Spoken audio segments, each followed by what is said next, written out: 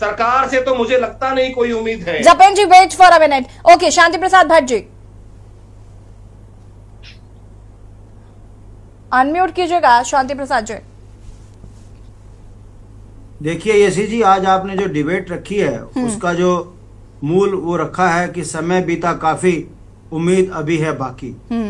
ये तब है जब प्रचंड बहुमत की सरकार है और इस सरकार के प्रवक्ताओं ने वादा किया था कि इस घटना के 24 घंटे बाद हम सारे मजदूरों को सुरक्षा से बाहर निकाल देंगे। आज 10-11 दिन हो गए हैं, अभी भी जान आफत में फंसी है 41 मजदूरों की। सरकार अपनी तरफ से प्रयास कर रही है। हम विपक्ष के नेता होने के नाते सवाल खड़े कर रहे हैं इस बात को लेकर कि इतनी बड़ी रेल परियोजना यहाँ चल रही है कर्णप्रयाग, वहां पर कई हादसे हुए हैं, कई मजदूर दबे हैं, बात दबा दी गई क्योंकि वो मजदूर मर गए थे। हमारा ये कहना है कि इतनी बड़ी रेल योजना चलने के बाद, इतनी सुरंग खोदने के बाद सुरक्षा के मानकों की क्या स्थिति है, पोल खुल के रख दी एक घटना ने कि सरकार के पास सुरक्षा के कोई मानक नहीं। दूसरी बात, जो मजदूर काम कर रहे हैं वो चाहे किसी भी प्रांत के हैं, उन मजदूरों का बीमा ना होना ये बताता है कि सरकार मजदूरों को सिर्फ मौत के मुआने में डाल रही है, उनकी सुरक्षा का कोई ध्यान नहीं किया है। यदि किया होता, मानकों के अनुसार काम कराए होते तो मजदूरों के बीमा भी होते, उनके सुरक्षा उपकरण उनके साथ होते। ऐसा कुछ नहीं है। अब सवाल खड़ा हो रहा है 10-11 दिन के बावजूद भी हिट एंड ट्रायल हो रहा है। आप बताइए यशी जी, हम विपक्ष के नेता होने के नाते क्या सवाल जो खड़े कर रहे हैं गलत है?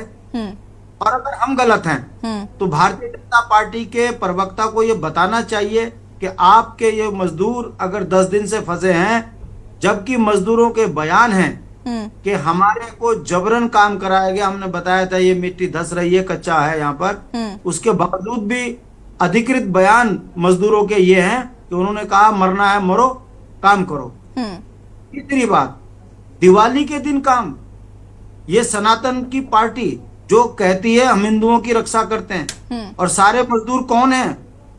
और जब दिवाली के दिन भी अगर मजदूरों का दमन सरकार के नाक के नीचे हो रहा है, हम सवाल ना खड़े करें? ये तो धर्म को भी नहीं मानते, पैसा कमाने में, कमीशनबाजी में इस कदर घिर चुके हैं कि ये त्योहार तक नहीं देख रहे, मजदूरों को झोंक रहे। हम ऐसे में आवाज ना उठाएं? भाई हम लोकतंत्रीय तरीके से आवाज उठा रहे हैं, मजदूरों के साथ हमारी संवेदनाएं हैं, उनका जीवन बचे, हम सबका ये प्रयास है। ठीक है। कितनी निर्लजता से ये राष्ट्रीय पार्टी के भाजपा ये बोल दे रही है कि विपक्ष को इस पे राजनीति निकाल। हम राजनीति कहाँ कर रहे हैं? आप मौका दे रहे हैं हमको बोलने। ठीक है, शांति प्रसाद जी, मजदूर आप निकाल देते। देखिए मैं बात खत्म कर रहा हूँ। हाँ। 24 घंटे में मजदूर अगर सुरक्षित बाहर आ जाते तो कौन सा आप डिबेट करते, कौन सा हम सवाल खड़ा करते? बिल्कुल। अब आपसे काम नहीं हो रहा है और आपका ये जो विपक्ष को गरियाने का मतलब है, हम आपसे पूछना चाहते हैं, ऑल वेदर रोड में हजारों आदमी बोल्डर गिरने से मरे, तो क्या सवाल ना खड़े करते हम? आपके पुल भी गिर रहे हैं, वहां तो मजदूर दब नहीं रहे, आपकी कार्यप्रणाली पे सवाल खड़े हो रहे हैं। हमारा यह कहना है कि भारतीय जनता पार्टी ने कमीशन कोरी में एक अनभिज्ञ कंपनी को काम दिया जिसको बहुत ज्यादा अनुभव नहीं था, उसने सुरक्षा मानकों का ध्यान नहीं रखा, जिस कारण दुर्घटना के बाद आज पूरे देश में भारत की छवि खराब हो रही है और भाजपा को जवाब नहीं बन रहा। अब इसमें अगर आप पहले ही मानकों का ध्यान रखते तो आज ये दुर्घटना ना होती। इतना ही तो हम सब कह रहे हैं पिछले 10 दिनों से। तो भाजपा चाहती है कि जब इनसे सवाल पूछा जाए तो ये जवाब विपक्ष ना दे, और जब ये चोर बाजारी करे तब ये जय श्री राम करके सत्ता पाने की बात करे। इनका विजन कुछ नहीं है, विजन के नाम पे टेलीविजन पर आकर अनशन बोलना ये भाजपा का चरित्र है, और जब सवाल खड़े करो तो राम को आगे कर देते हैं, ये इनका राजनीतिक चरित्र है। यही कारण है कि 40 दिन के 40-41 विपिन खन्ना जी, मैं वापस आऊंगी। एक बयानी जी का रुख कर लेते हैं, काफी देरी से, माफ कीजिएगा, एक बयानी जी आपके पास आ रही हूँ मैं। सभी राजनीतिक दलों को आपने यहाँ सुना, लेकिन मैं बात करना चाहूंगी राजनीति से थोड़ा सा हटके। 10 दिन का वक्त बीत चुका है, हम कई बार चर्चा कर चुके हैं और ये जानने की, समझने की कोशिश कर रहे थे कि भाई इतना वक्त क्यों लग रहा है। अब जो चीजें की जा रही हैं, क्या ये पहले नहीं की जा सकती थी? ये सारी चीजें पहले हो सकती थी।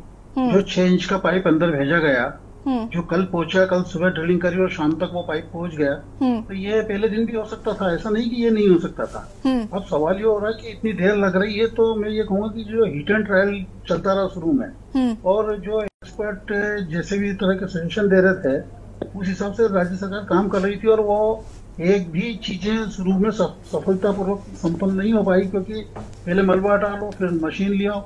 अब ह्यूम्स पाइप डाल रहे थे, वो सीमेंट के पाइप में कितनी जान होती है हम सबको मालूम था। वो पाइप जब प्रेशर लगता तो अपने आप टूट जाते, क्योंकि उनकी कंप्रेसिव स्ट्रेंथ नहीं होती थी। और इसके बाद जब MS पाइप आए तो वो पाइप अंदर जाने लगे, जा सकते हैं। और सवाल है कि मशीन गलत आ रही है, इसके लिए कौन जिम्मेदार है?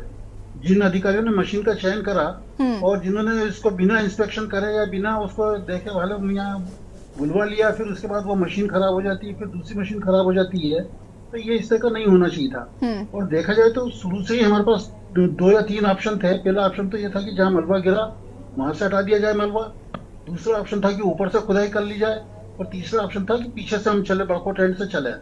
और मुझे लगता था कि अब इतने दिनों हो गए तो मुझे लगता है कि बड़को टेंट से अगर हम दूसरे दिन ही काम शुरू कर देते तो कभी की 400 मीटर की खुदाई करना ड्रिलिंग मशीन से 3-4 छोटे छोटे होल करते, उसका डायनामाइट से ब्लास्ट करते और हम आसानी से उन होल में ब्लास्ट करके उस होल को बड़ा कर लेते और 2 या 3 दिन में ये काम संपन्न हो सकता था।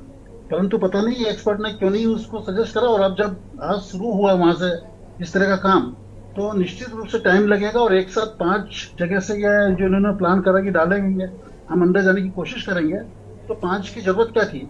हम 1 या 2 से शुरू को फोकस करते तो हम शायद अभी तक। जपेंद्र, इसके बाद आपसे ही जवाब लूंगी। मैं ये कहूंगा कि सही टेक्नोलॉजी, सही एक्सपर्ट की एडवाइस चाहिए, जो पूरी इस दौरान देखने को नहीं मिली। और कम से कम इससे काफी जो ये अभी जो सिलगिया का हादसा हुआ है, इससे कई सबक लेने की जरूरत है हमें, ताकि भविष्य में इस तरह की घटनाएं अगर होती है, वो तो होगी क्योंकि पहाड़ी क्षेत्र है और जब आप कंस्ट्रक्शन करें तो कुछ न कुछ परेशानियां आएगी, उसको नकारा नहीं सकते। पर इस तरह की घटना से हमें आगे जाके ये रहेगा कि एक स्टैंडर्ड मैनुअल बन जाएगा कि हमको अगर ऐसी स्थिति होती है तो ऐसा करना चाहिए। यही कहना चाहूंगा मैं। बिल्कुल, आगे के लिए बहुत बड़ा सबक है। जपेंद्र जी, विपक्ष इसे मुद्दा नहीं बना रहा है। विपक्ष ने आपने विपक्ष को मौका दिया इसे मुद्दा बनाने का 10 दिन लगाकर। जैसा कि अभी AK बयानी जी कह रहे थे, ये जो काम आप हुआ है ये पहले भी हो सकता था। अभी तक एक्सपेरिमेंट्स चल रहे थे कि हम ये करके देख लेते हैं, हम ये करके देख लेते हैं, ये करके देख लेते हैं। अब हम सही दिशा में काम कर रहे हैं। और जो एक्सपर्ट्स है या जो सलाह दे रहे हैं, वो किस तरीके की सलाह दे रहे हैं, वो भी कहीं ना कहीं कार्रवाई उन पर भी होनी चाहिए। साथ ही साथ ये जो कंपनी है, इसे ब्लैकलिस्ट क्यों नहीं किया गया अभी तक, ये एक सवाल है जो विपक्षी दल लगातार पूछ रहे हैं कि आपने कार्रवाई क्या की अब तक? मजदूर आपसे बाहर निकाले नहीं गए, कार्रवाई आपने की नहीं, तो कैसे मान ले कि आप जनता के साथ हैं या इन मजदूरों के साथ हैं? हमारा बयानी जी से एक सवाल है कि बयानी जी, क्या आपने मौका देखा है कि जहां ये दुर्घटना हुई है और जहां ये टनल का काम चल रहा है, आप उस इलाके से वाकिफ हैं? आपने मुआयना करा है? कब देखा था आपने लास्ट टाइम? टनल वाला क्षेत्र तो नहीं देखा, क्योंकि टनल तो अभी खुद शुरू हुई है। पर पहले ये बता दो कि मेरा उत्तरकाशी क्षेत्र PhD का क्षेत्र रहा है, तो वहाँ मैं कई बार गया हूँ उस क्षेत्र में। अब शायद अगर हम उस मौके पे ना गए होते, हमने वहां मौके का मुआयना ना किया होता, तो शायद हम ये सवाल ना आपसे पूछते। देखिए, आप उस क्षेत्र में आपने काम करा है, आप ये विशेषज्ञ हैं, तो आप ये बेहतर जानते हैं कि वो सारा जितना भी वो पहाड़ है वो फुल ऑफ वाटर है। वहां सॉफ्ट रॉक्स भी हैं, हार्ड रॉक्स भी हैं, और वो पानी उसके अंदर, वो पूरा क्षेत्र जितने में टनल का काम चल रहा है कि वहां आपका पहाड़ों के अंदर पानी ज्यादा है। और ऐसे में आप बेहतर समझ सकते हैं कि ये आरोप लगा देना कि वहां विशेषज्ञों ने गलती कर दी, विशेषज्ञों ने ये नहीं करा, वो नहीं करा। बयानी साहब ने 2 दिन पूर्व ये बात बताई थी कि वहां पर पानी है, और सबसे बड़ी गनीमत की बात यही है कि पानी नहीं निकल रहा है, पानी का रिसाव नहीं हो रहा। कर लीजिए जिनको आपने टीम में रखा है। मैं सिर्फ यहाँ पे इतना से कहना चाहूंगा कि एक बार बैकग्राउंड चेक करिए आप उनका, कि जिनको आपने जो एक 8 सदस्यीय कमेटी बनाई है उसका, बस इतना सा कहना चाहूंगा मैं। नहीं बोल सकता मैं। दूसरी बात, एक कार्यदायी संस्था को काम दिया गया। अब कार्यदायी संस्था काम कर रही है, कार्यदायी संस्था की कमी कैसे पता चलती है? कार्यदायी संस्था ने अगर नियमों के अनुरूप काम नहीं करा